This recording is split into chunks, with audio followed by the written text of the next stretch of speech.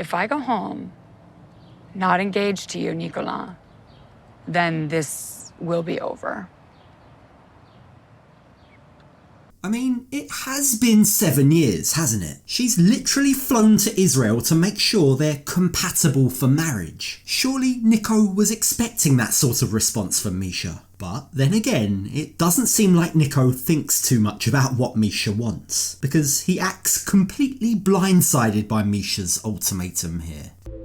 Meisha never talked like that in the phone. She said that we meant to be together, we will get married and nothing will separate us. We will go through all the obstacles. Okay, maybe Meisha could have given him a little more warning, but before we jump into that, let's rewind back to the start of this episode. Now, Misha's still not sure that Nico's right for her. He struggles to have important conversations, and he doesn't exactly place importance on her needs. Nicola's shown that he's not only quite immature, but his lack of experience in dating makes communication quite difficult for him. His go-to is to constantly pacify Meisha about issues, rather than working to solve them. I'm still struggling with a lot of things that I'm seeing and expressing that are concerns to me, and they are not being heard or dealt with at all. Frankly, their biggest issue at this point is the fact that Nicola hasn't even been honest about his relationship with Meisha with his own family. That despite them being involved for over 7 years. When Meisha raised this as a concern, Nicola laughed at her, he joked around, and he refused to take her seriously. And that should be and is a huge red flag for Meisha. I would like to meet his family. I mean, it's been 7 years, and they don't know anything about me. We're thinking about spending our lives together, so that's not an outrageous request. Nicola's avoided telling his mum about Meisha because he knows she won't approve of her. But Nicola's a 48-year-old man. He needs to grow up. He can't honestly think that keeping secret relationships from his family is the way to go. Now, Meisha thinks that if Nicola can get over this, if he can be honest with his family, then a lot of her doubts about him will be lifted. But for today, the pair are exploring the city of Haifa in Israel, and immediately it starts off on a weird foot. Look at everyone in dresses. I am not going to wear what I'm wearing, and everyone else is in dresses. Look at It's a wedding, Meisha. It's a wedding. That's a wedding dress? No, that's a dress. Okay, maybe it's a wedding dress. It's a dress. I'm fitting in. I gotta change. I gotta change, Nico. As soon as they arrive in Haifa, Meisha sees a wedding party, and she immediately feels underdressed for the city. So she jumps back in the car to change her outfit. I wish I could explain it in a way that makes sense, but it just doesn't. As an ex-journalist, she explains that she's used to having to change on the go, so this is no big deal for her. But Nicola seems dumbfounded, and I don't blame him. This is not normal. It's embarrassing. Guard, Nico, There's guard. people coming, Meisha. I don't want nobody to see you. Okay. What should I do in this situation? How I cover the windows, you know? She's taking her clothes. This small insight into Meisha's mind has me wondering whether her over-the-top need to fit in might become a problem later on down the track, especially considering that Nico doesn't really seem to care about fashion or his appearance, at least not in the same way. Now, as they explore Haifa, Meisha brings the conversation round to whether or not Nicola has messaged his brother to organise an introduction, a meeting with her. Have you texted your brother yet? Yeah, yesterday. You did? Yeah. Are you serious? Yes, but I'm lying to you, Meisha. Well, I hope not. So it's happening. She's definitely going to meet Nicola's siblings, but he conveniently didn't mention his mum there. So I guess while Nico did technically do what she asked him to, he looks like he's not very happy about it. In fact, he tells Meisha that over the last 48 hours since she's arrived in Israel, she's done nothing but rush him with his family. Taking stuff like slowly in life. You want everything rush, rush, rush, rush, rush. We have all the life together. This is really unfair of Nicola. He's not been rushed. He's had 7 years to tell his family about Meisha. If he's feeling rushed, it's because Meisha's feeling the pressure to be sure about him before she leaves Israel in 2 weeks. It's weird because the pair have talked about getting married, but Nico can't seem to grasp the work they need to do or how important this trip is for the both of them. How could I think about the rest of my life with someone who I feel like I don't even think he listens to me. Yeah, I can understand it, Misha. Can you, Nico? Or is this you doing what you always do, which is just pacifying her? You always tell Meisha that it will be okay, that you understand, just so she stops talking and the problem temporarily goes away. But if he thought that Meisha was rushing him before, well, he's in for a rude awakening, because Meisha has come with certain plans and expectations, and she absolutely expects them to be fulfilled, or she's tapping out.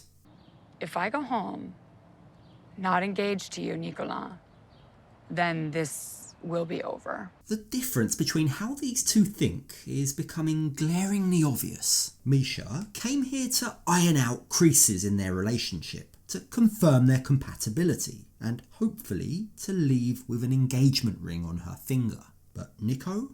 Well, I don't think that Nico really thought about that much. What he seemed to have focused on is which holy sites he was going to take Meisha to see. So, naturally, he's now feeling the pressure. He's feeling rushed with Misha's specific timeline for them. Misha never talked like that in the phone. She said that we meant to be together, we will get married, and nothing will separate us. We will go through all the obstacles.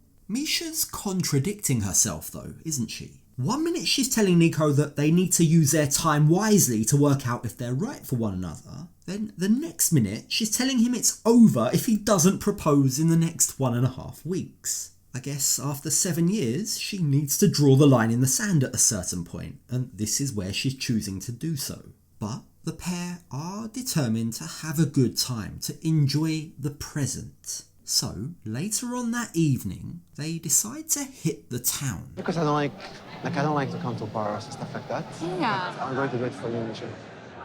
I'm actually really excited to get Nicola in a totally different atmosphere. Let's go out, let's have some fun.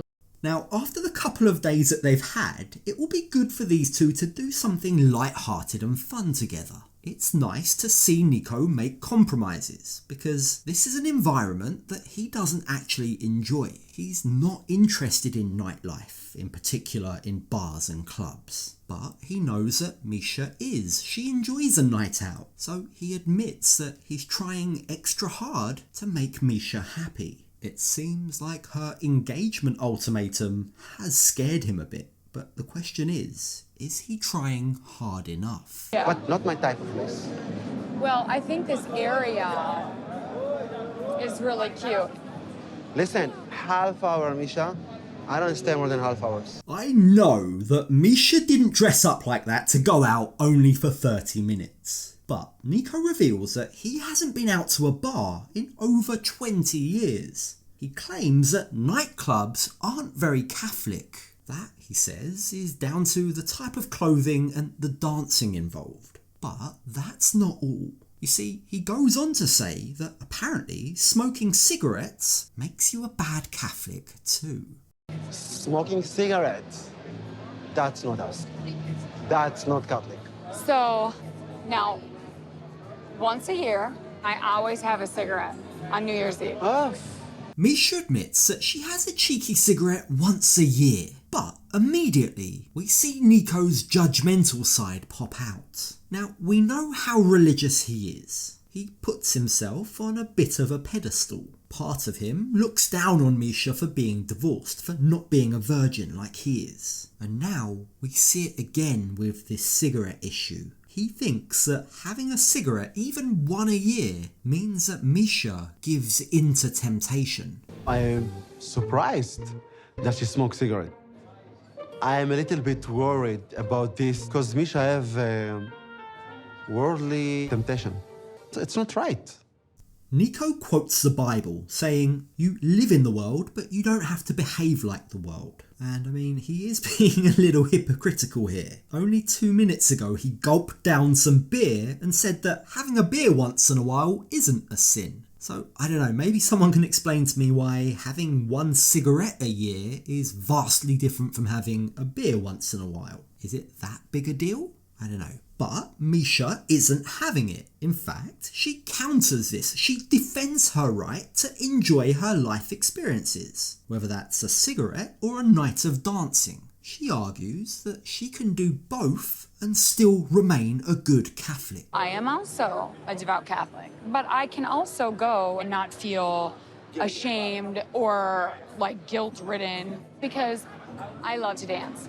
It's so interesting hearing these two talk about this subject because they're both Catholic and yet they have very different upbringings, very different life experiences and points of views on the same religion. Now, if they remain open-minded and open-hearted with each other, then these sorts of opposing opinions could actually be beneficial in creating a healthy relationship, one that's based on compromise and mutual respect. If you go to a dance club and you're just dancing, is that a sin? I can be there, but Right. I will not participate with them. Nico, despite his superiority complex, has proven that he can be open-minded. He really wants to make Meisha happy, even if that means bending some of his own rules. So, when Meisha suggests that they hop into a nightclub for 5 minutes just to see what it's like in there, Nico disapproves, but he is willing to try, just for 5 minutes, just to make Meisha happy. But I will not like it, I'm telling you.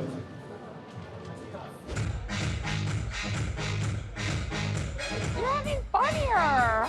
Surprise, surprise, Nico has a blast. He loves the nightclub. Now, I really had my doubts about these two, but if Meisha can stay confident about her own faith despite Nicola's judgment, and if Nicola can stay open-minded, if he can keep compromising as he just did, well, then maybe, just maybe, these two might have a healthy relationship in store after all.